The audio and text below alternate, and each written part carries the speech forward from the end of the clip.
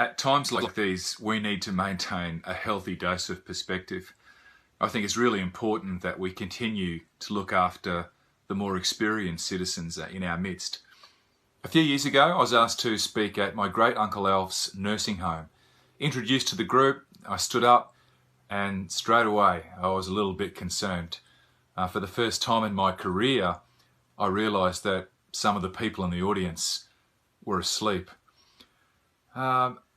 I was rattled, but I somehow managed to convince myself that they were just resting their eyes, and so we pushed forward.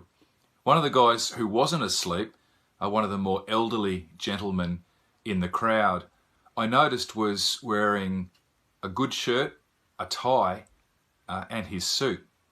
I wasn't really sure what that one was about either, but later on his wife told me that when he heard that Rupert McCall was coming along to make a presentation, he delved into the back of his wardrobe and pulled out his best clobber to honour the occasion. After I'd finished my talk, I met Alan, a sprightly 90-year-old. This is the story of that meeting. It's a true story, and I think that we can all learn something from it. Page 148. I spoke to the old folk this morning at Great Uncle Alfie's request. They were there in their sofas and wheelchairs.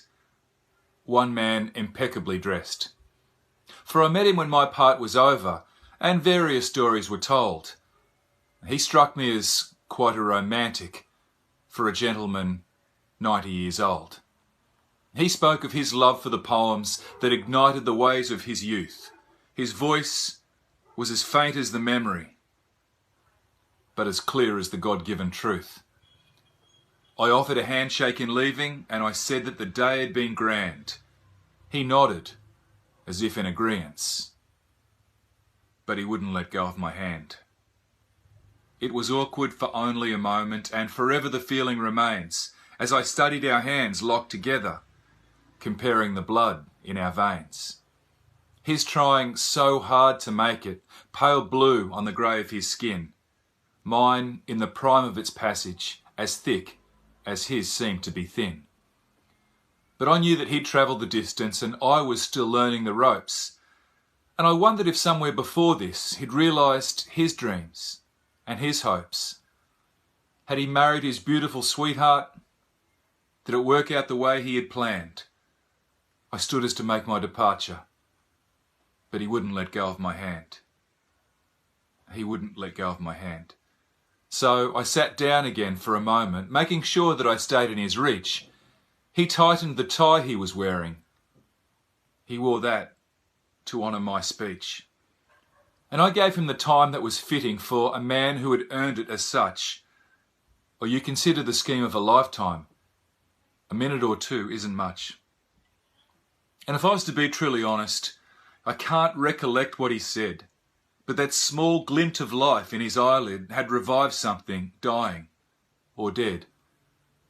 Until you've been blessed with that feeling is something you won't understand, like the time that you try to say goodbye, but he doesn't let go of your hand.